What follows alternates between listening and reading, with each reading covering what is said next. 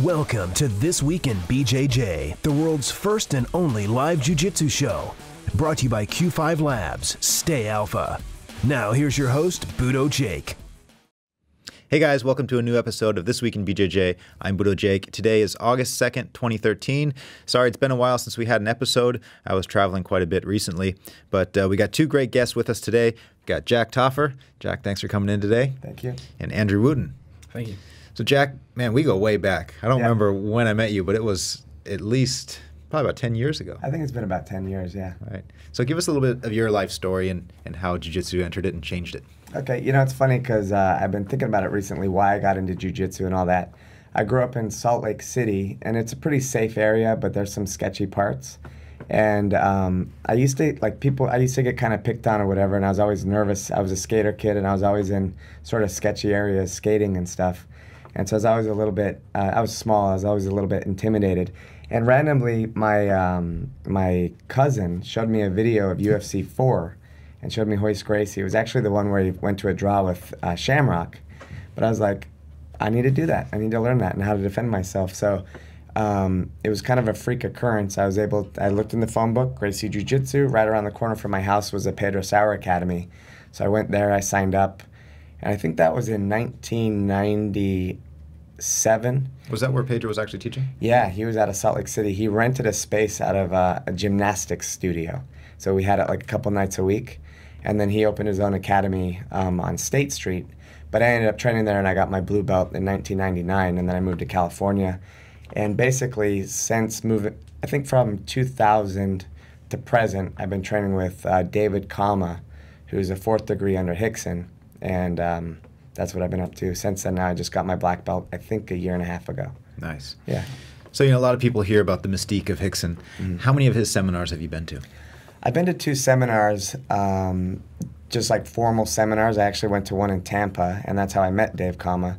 And then I went to one just recently, but I used to go up on Saturdays up to his academy and train with him. And he was teaching classes at that time, so it was neat to see. And how would you define Rickson's jiu-jitsu? I would say it's solid. You know, it's like the guy. I don't think anybody would disagree with that. yeah, but also it's like solid techniques, and he can beat anyone from any position, all that stuff. But when you feel him, he's solid. Like, he doesn't budge, and all the weight is where you don't want it as the victim, as the opponent. He puts all his weight there, and I think the difference between a lot of jiu-jitsu versus Rickson's jiu-jitsu is, one, it works gi and it works no gi. You can convert it into sport, but the main idea is, like any type of situation, any move that we use, we're always conscious of a self-defense situation. And it's just really fundamental, but the biggest difference is posture and also weight distribution. And if you think about it, your body's weight is actually like a huge advantage on your side. If I can put I'm about 180 pounds, exactly where you don't want it, and where it's going to be the hardest for you to move, and I can control that, that's like, you don't need muscle or strength, so you can really control a guy. And then defensively, like from the guard, we're always thinking about what you need to mount an offense, so we'll take away your base or your posture that you need to start something, so you can't get it started in the first place. A lot of people refer to his jiu-jitsu, and I've heard you call it this too, invisible jiu-jitsu. Do you think that is something that everybody can learn? Yeah. But it's not something you can necessarily learn from a tape. You really have to be shown it and feel it, because a lot of things look like you're doing it correctly, but it's like the hip is not actually pushing, or the weight's not where it's supposed to be. Even on like cross-side, sometimes, you know, it looks like the guy's doing the position right, but he's actually supporting a lot of his weight on his elbow or his knees, and it's not on the guy's chest. You know, so you can't visually pick up the things, but when you're told and then you feel it and then you get corrected to the point where you're doing it right, then it's like an aha. You go, oh, now that makes sense. Yeah. Nice. We're going to talk to you a little bit more about your jiu-jitsu and Rickson's jiu-jitsu later. Cool. Andrew, it's good to have you on the show. I met you in Atlanta last year when you went out for the Atlanta Open, and you're from that part of the world, right? Yeah, I actually grew up in Columbia, South Carolina, and then I moved up towards Georgia to go to school, where I met a guy in my fraternity who did jiu-jitsu. He was a blue belt, and he told me he'd been doing it, and I wrestled in high school, so I was like, hey, I would like to try it one day. He took me to a class, and I've been hooked ever since. I have not missed probably maybe more than 2 weeks in the past 6 years of jiu-jitsu. It's really changed my life. You've been you're a brown belt now. Have you done all your training at Gracie Barra? Yes, I started Gracie Barra from the first day, and I want to stick there. I love their system. Everybody's been really great. It's a big family-oriented place, so Gracie Barra is where I like to be. And who's your initial instructors, and who are you training with now? My initial instructor is Joshua Miller. He's a first-degree black belt under Eduardo de Lima out of Tampa. And I've been training him since day one until up about the end of April this year. I moved out to California to pursue jiu-jitsu full-time as a career. And now I work and train with Flavio Almeida. So that's been a great experience so far. Talk about tough guys. He's a good guy to train with. Man, he's very tough, very intense. We do a lot of one-on-one training. It'll be a normal class. We'll do the hour sparring. And then after that, he's like, Andrew, it's time to stay. It's time for us to drill. So it'll be another hour on top of that doing takedowns. That's one of the best in the world. So it's really improved my game and take it to the next level. Nice. I'm going to talk to you a little bit more later about your jiu-jitsu and your training. But now let's take a look at the news.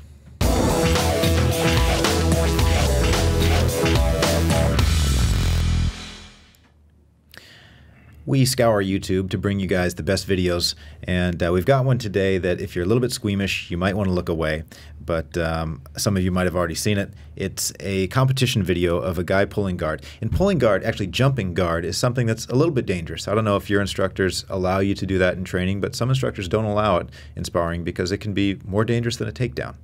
And let's take a look why.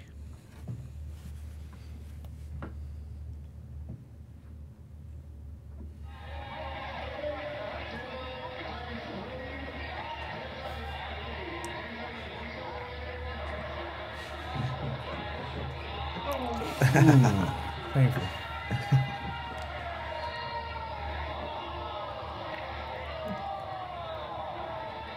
I think that guy tore everything.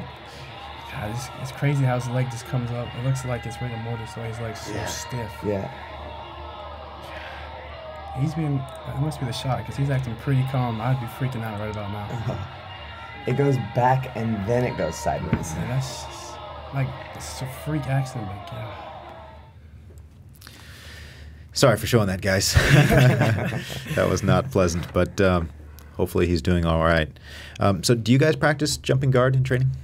I like taking people down, so not usually, but if I need to pull guard, I'll pull guard. I had a little bit of a wrestling background, so I do have takedowns, but I like pulling guard because I'd rather pull guard and sweep than play past the guard. It's a lot more energy saving for me. So I do pull guard, but I don't jump. I would never jump. I had a bad experience in a tournament one time. I jumped and landed on smack the back of my head. So I'd rather be a lot more careful when I'm pulling guard. Yeah, I'm with him on that. If I need to pull guard, I would never do it while somebody's standing. I'd break their posture down and then end up going down with them. Right. Yeah. You got a much safer way to do it. Yeah. Yeah, so stuff like that doesn't happen again. Exactly. Right. Or even slams, some tournaments allow slams, so if you jump and then, like you saw with Cameron Earl, I believe, and Hiron, Gracie, do you remember that tournament? I don't remember that one. He jumped guard and slams were illegal, and he just slammed him unconscious. The match was over in, I think, like 30 seconds. Right. Yes, I remember that now. Yeah. Crazy. So speaking of tournaments, there's one coming up. This is from our friend Kurt Osiander. This is called the KO Finisher Series. And this tournament is on August 10th, basically a week from today, in San Francisco. I did a little interview with Kurt to find out what it's about. Let's take a listen.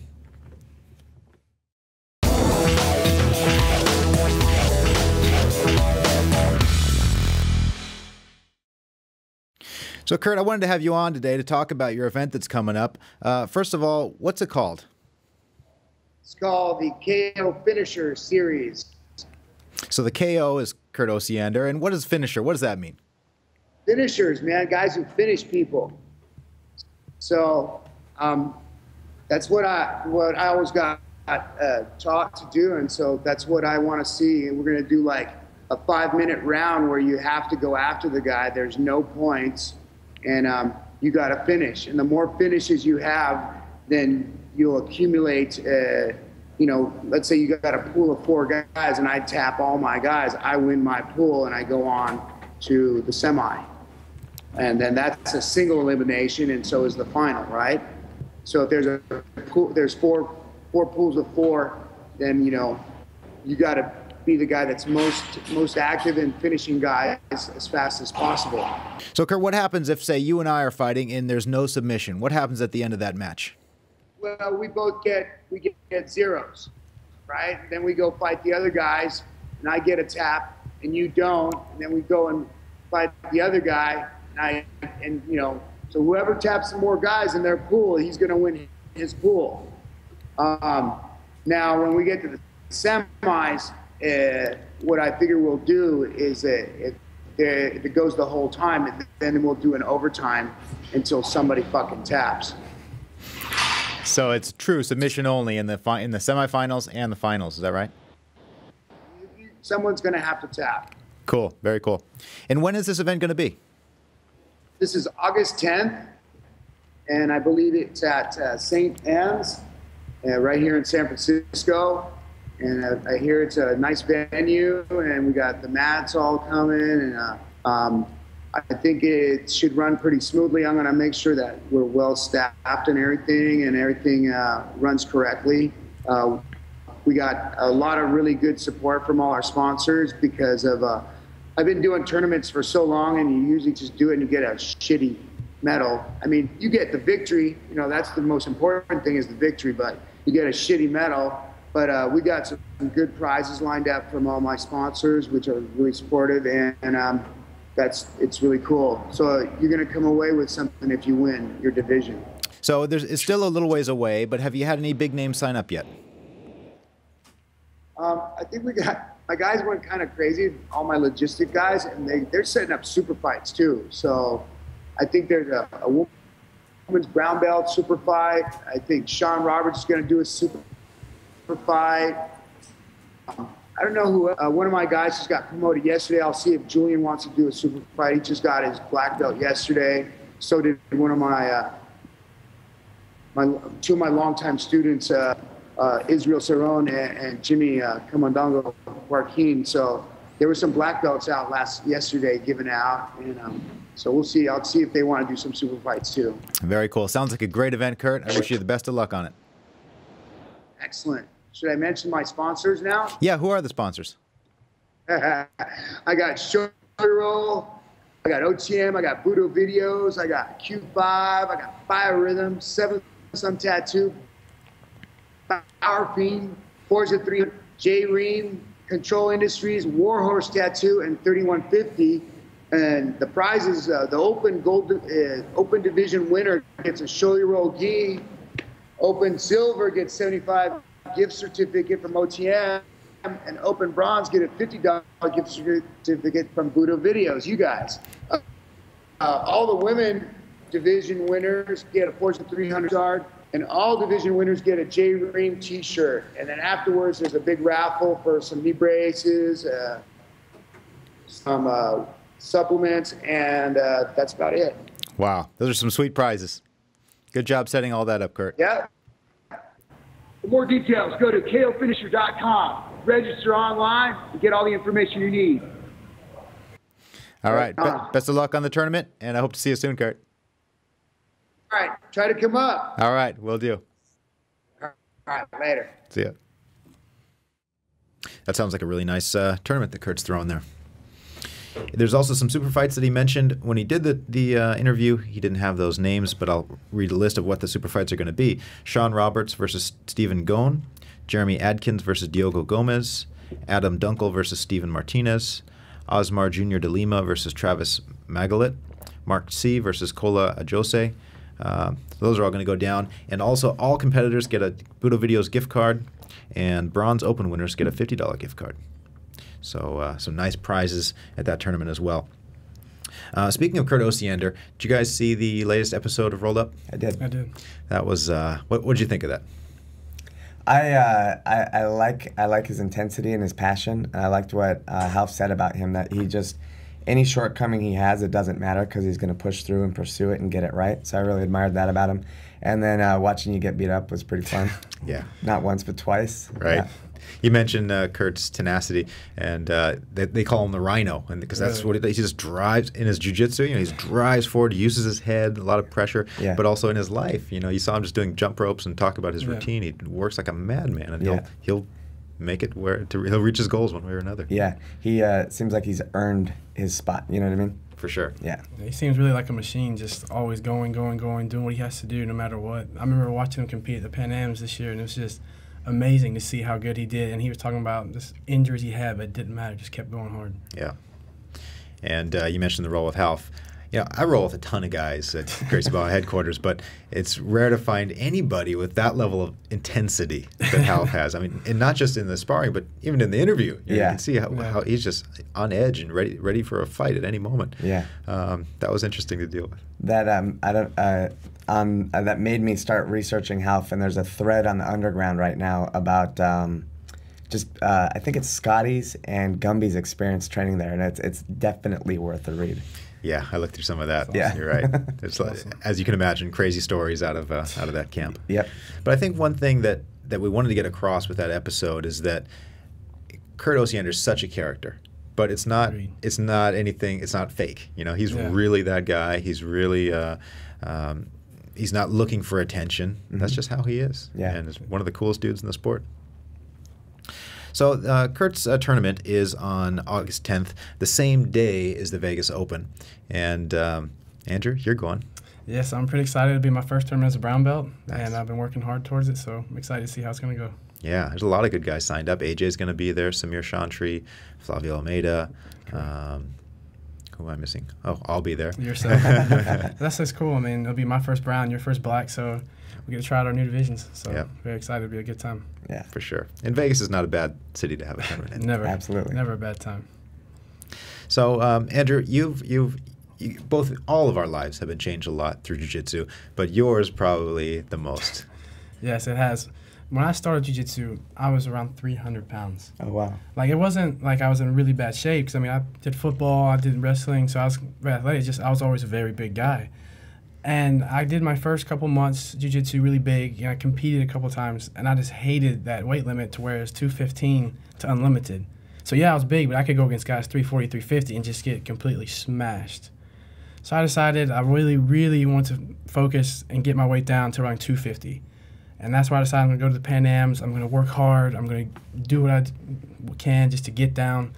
So I just started working out twice, 2 to 3 times a day. I was in college, so I mean my schedule was slim. It was the summertime, so I didn't have school. And I was able to go in the morning and do jiu-jitsu, and then go in the afternoon and do jiu-jitsu, and then I'd help with the kids, and I'd do kickboxing class, just always training hard. I dropped about 50 pounds. I got to 250 really fast. So I was like, wow, that was actually really easy. I wonder what happened if I actually dieted right. So a guy that I had a class with was a nutritionist on the side.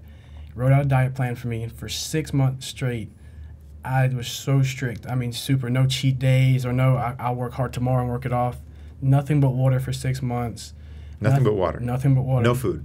I'm drinking. I'm saying, I mean, I'm in college, so I mean, I'm enjoying beer and stuff. I'm in college. Alcohol, yes, no juice, alcohol. no soda. Yeah, no soda. And then like eating, I was like grilled chicken or tilapia or just a fish, and then the brown rice, the oatmeal, the eggs. Just always had my routine where I was just eating so clean for such a long time, and it just came down fast. The 250 to 225 was really easy, but 225 I kind of hit a wall. And then I actually took an MMA fight, so I had to get down to 205. After that, it was just simple. So now I'm walking around. I competed at the Worlds at 176 for middleweight. Oh, wow. And that was the biggest cut I've ever made. That was extremely hard, but now I'm happy I'm down here. I mean, it's way over 100 pounds, a whole nother person. I went home not too long ago to see some of my friends from high school, and I just was talking to them at a party. Not at a party, just a get-together. And some of them didn't think it was me. I pulled out my license one time to really show them, hey, it really is me. I mean, I grew up with you. I went to high school, middle school with you. So, They're like, you remind me of a guy I grew up with. Yeah. Jiu-jitsu really changed my life. That's whenever I started losing the weight, that's when I decided I wanted to affect other people's life like it affected me. So after I graduated, I had a job. I just wanted to devote my life to jiu-jitsu so I can change other people's lives. Because I hear excuses all the time. I can't do it. I have genetic problems. I need surgery. I need this. I didn't use surgery. I didn't use pills. I didn't use anything. I just worked really hard. I stayed really strict. And I had my Gracie Baja family supporting me. And that was a very big thing, having support. What's your attitude when somebody tells you, oh, you lost over 100 pounds? I did too. I had lap band surgery. I kind of ask him why. Like, why did you feel the need to do that when you could do this? I was like, I lost 100 pounds too, but it's a lot safer. Like, I did it natural. I did it healthy. It's going to last longer. I was like, yeah, you did lap band surgery, but did you change your eating habits? So, yeah, you did surgery, but you're still eating bad, and you're still unhealthy. That's the way I see it. I just want to help people. I mean, I just understand some people that want to take the easy way. I understand it's the easy way, but it still doesn't help you. You're still not healthy. You just look a little better. What's the most difficult thing about losing that much weight? The most difficult thing is keeping it down. That's one thing. I get really paranoid sometimes. Like, when I do have my cheat days, I'll get really nervous. Like, oh, man, I'm going to put all the weight back on. That's going to be bad. So I go run to the gym. I want to go run there or run home or something like that. But just keeping it down, that's the hard part. I wanted to ask you about that. You were very, very strict getting down, and then that breakthrough to 225. How has your diet changed? Are you constantly monitoring everything you eat, or has your body kind of just reset itself and it's just, this is like your new natural weight? Well, what I found out is my natural weight's changed, because it was like around 210 from after the fight. And then I got down again for my next part, 185. I didn't go up. I started eating, I mean, I haven't eaten like horrible. Like, every now and then I'll have something bad, but I still eat healthy now, because I've gotten accustomed to it. I actually enjoy the healthy food. But it's my natural weight's gone down to where when I made the 185 fight, I didn't go up. I stayed around 193. Okay. And then I was like, man, I could go down lower. So for the Pan Ams one year, I was like, man, I'm gonna go down to 194, which means I have to be at 185 or so with the gi on. And I stayed there. And then now, naturally, even when I eat unhealthy, like 189 is the heaviest I'll get. Okay. But that 185 to 176 was pretty hard, because that cut to middleweight was pretty hard, especially on a 6'3" frame. So. But naturally, I'm about 185 now. But it would fluctuate. The heaviest I've gotten up to lately is just 191. Yeah, that's pretty easy to work off. I think that's probably something that if you talk to someone who got a lap band, because those guys, like you said, they keep eating unhealthy. Yeah. And you can. I know two people that ballooned back up. Yeah. You know, they got the lap band, they drop weight, and then they just go back up because they didn't do a lifestyle change. Right. What's funny is I actually had 3 family members that did it before I did. They had lap band surgeries. And then I've seen them now, like, I've stayed down, and they have just blown right back up. And I've tried to tell them, I was like, I'll help you any way I can, but you're not going about it the right way. Please, just change your life, like, because it's going to get worse. Things are going to get worse. That's what, it scares me a little bit, because they think, oh, I had the surgery, I'm healthy now, I'm okay. No, you're not healthy. You're still eating very bad. Yeah. And bad things can happen. So not everybody wants to do jiu-jitsu. What would you tell maybe one of your family members or friends that doesn't want to train, but they want to lose the weight? Well, one thing I found out was very key is that the hard work helped, and the jiu-jitsu helped a lot. You guys all know when you're on the mat, you sweat so much just working out. But dieting really does make a difference. The amount of portions you eat and what you eat.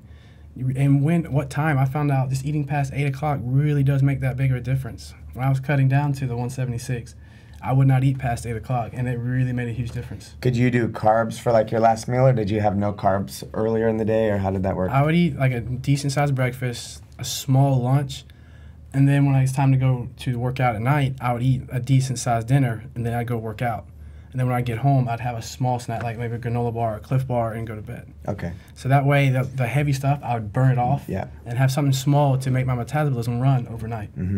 So that's what I normally do. But if you eat just a little bit of exercise, just walking, I mean, that's burning calories. Just do some sort of exercise, and your dieting is the biggest part.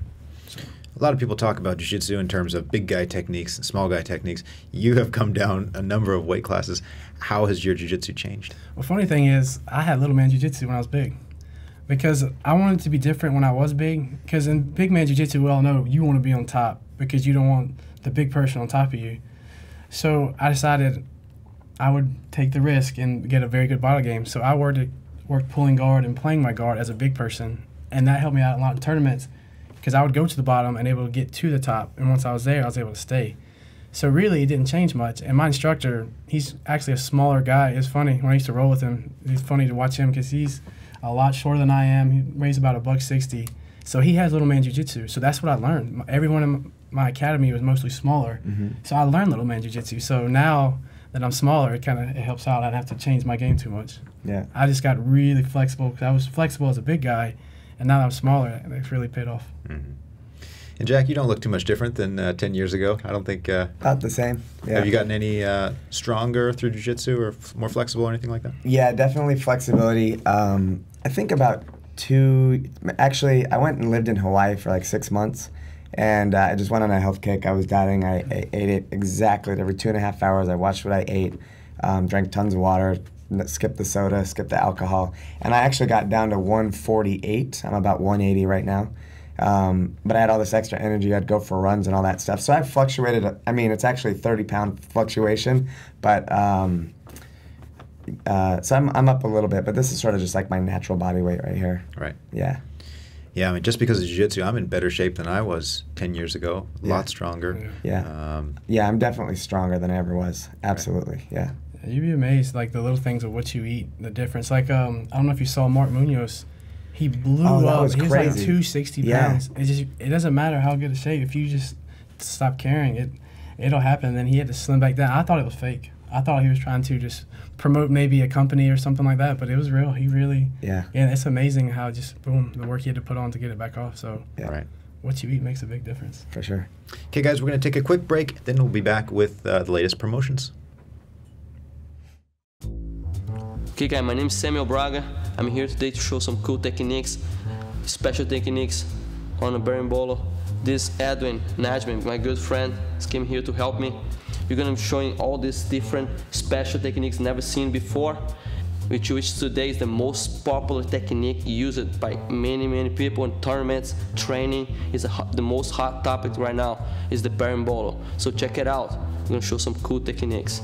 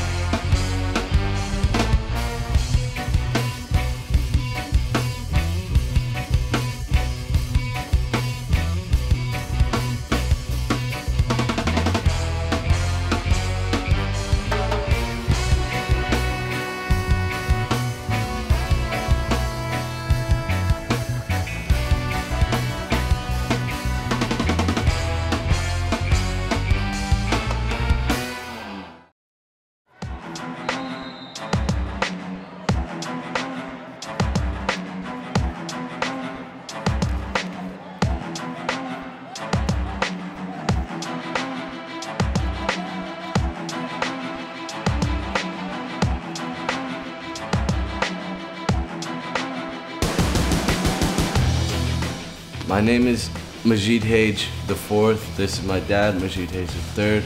I've been doing the baseball choke for about 10 years now, and all the adults would always smash me in my guard. So this judo guy showed me this choke where I set up my grips, and every time they passed, they would get choked out. It works phenomenal if you have difficulty with the guard. Every tournament I do, I get the choke at least one time.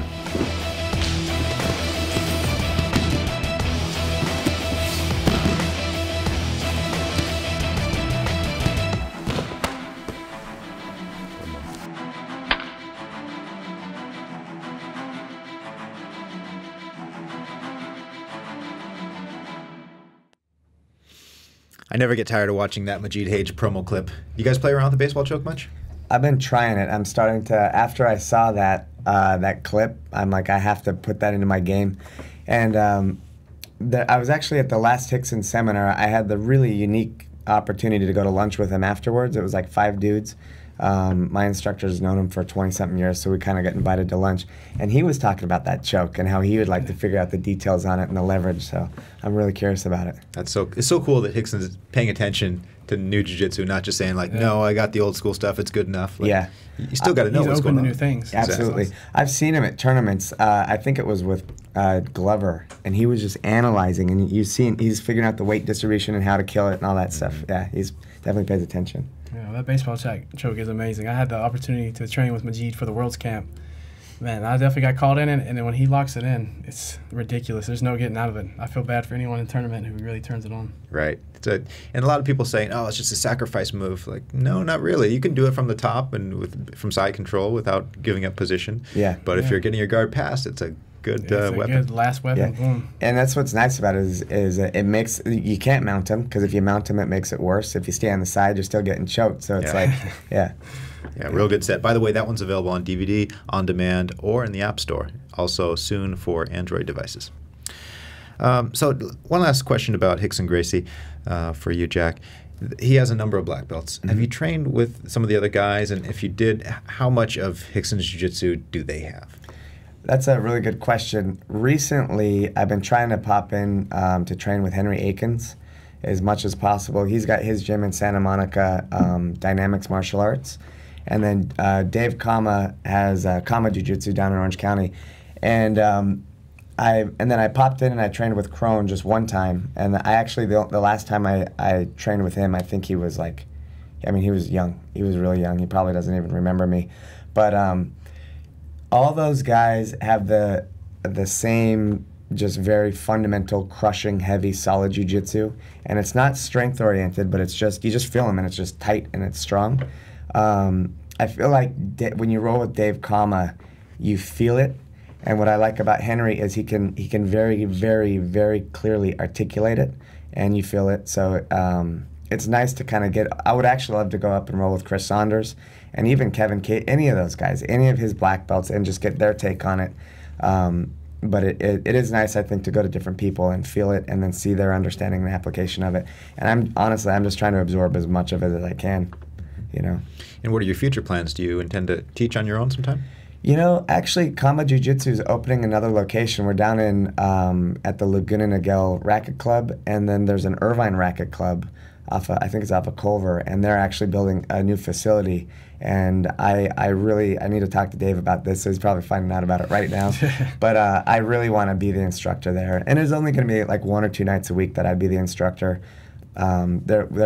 We have several black belts under Dave, so I'm sure we'll share the responsibilities. But I'd really like to start teaching. And since getting my black belt is I think the shift was that jiu-jitsu used to be about me. And like he said, it's like he wants to help others. And I started recently, just the last couple of weeks, doing private lessons. And it's amazing to see the holes in people's games on some aspects where maybe I'm stronger. And I want them to get it right the first time from the get-go. And it's funny because now I don't really care about competing. I just never have. But what I do care about is spreading the word and the knowledge, because of all the various confidence, health, losing weight, all the different things that jiu-jitsu can do. I want to impart that to other people and allow them to get what they get out of it, Very cool. Yeah. And, it sounds like an old maxim, but people say if you really want to learn something, teach it. Teach it, yeah. And it's definitely true. Just because you can do it doesn't mean you can explain it. And also you see guys like, why the hell would you put your leg there? Like, what are you, like, you would never think to tell someone, don't do blah. And just pick up all these little details, and it makes your technique stronger. So you get it's a little bit selfish in that regard. Right. So you talk about not being so much about me, but about other people, but you actually benefit too. Absolutely. Yeah. And then you'll even, I like watching the girls compete and the kids. The kids have creativity. They'll just do stuff that you would never think of, but every now and again it works, and you're like, I'm going to do that. And I like watching the girls compete because they rely, almost all the girls rely solely on technique. And so I pick up details from that. But every student will show you something. Hey, my last instructor said to do this. And it's like, that makes sense. I'm going to do that. Yeah. Cool. That's awesome. Yeah. So on the show, we like to give shout-outs to black belts, brand new black belts. If you or one of your friends got their black belt recently, just send us an email to twibjj@BudoVideos.com. And on that note, let's talk about the latest promotions. First up is Bill Schmuck. He got his black belt from Jacare, from Alliance, on July 27th. Jenna Bishop got her black belt from Hoyler Gracie. They have their own podcast called Bishop BJJ. They're a husband and wife team, and she's actually from my hometown of St. Charles, Missouri. Congratulations, Jenna. Cool. Next up, Adrian Elisugui got his black belt from Gabriel Costa. Julian Marquez got his black belt from Kurt Osiander and Mikio Riggs. Julian's a strong competitor. Look forward to seeing him more in competition. Omar Saba and Michael Lansing got their black belts from Marcelo Perdomo from BTT Long Beach. Jason Turnage got his black belt from Rolly Delgado. And lastly, Jason Vigil and Daniel Espinosa got their belts from Jason Izaguirre. Congratulations, guys. Now let's talk about some new products.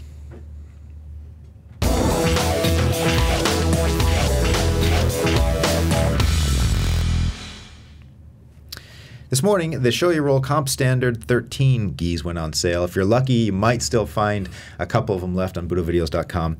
But let's take a look at this video here. They come in white and blue. And Show You Roll has probably the most sizes out of any brand. A lot of guys find themselves in between an A1 or an A2 or whatever size, and they have ones that go in between, some that are for taller, lankier guys, some for shorter, huskier guys. You guys ever owned a Show You Roll gi? I have one. I just owned it, and I really enjoy it. It's a really nice gi. Yeah. Yeah, I haven't tried them yet. People always ask me when you can get them, and they make them in fairly small batches, so you kind of have to pay attention. But if you subscribe to our newsletter or follow us on any of our social medias, we'll let you know. And like I say, these went on sale this morning. A lot of them are sold out, but there's still a couple sizes left. Next up, let's talk about a couple rash guards. First up is the No-Gi Carbon Velox in blue. This has been a really popular series. Long sleeve, totally sublimated. Logos aren't going to come off. Look great. Made in America. $49.95 on BudoVideos.com. And the last one is the No-Gi Odyssey short sleeve rash guard. This was available in long sleeve before, sold out very quickly. This is on pre-order now. Probably have it in about a month or so. Really nice, unique looking rash guard made by designed by John Smalls. So if you want one, get one quick from BudoVideos.com or Nogi.com. Okay, let's take a look at viewer email.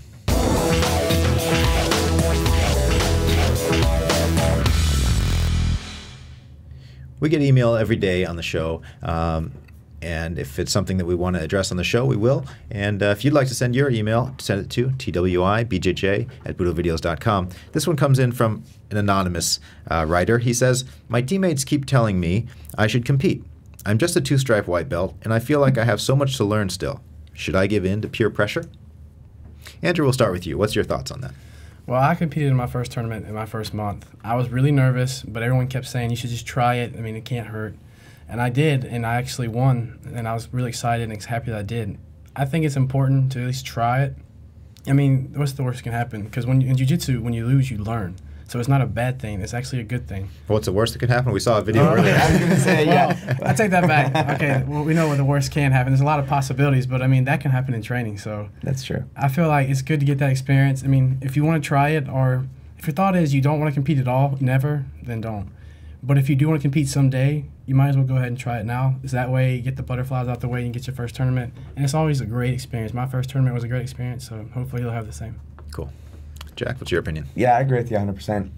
I think my game took some of the biggest, I think it was around purple belt, some of the biggest jumps after I lost, because you sit there and you analyze it. And it's like you win, you dominate, or you impose your game on someone. That's what you're used to all the time. But you lose, you have to really reassess things.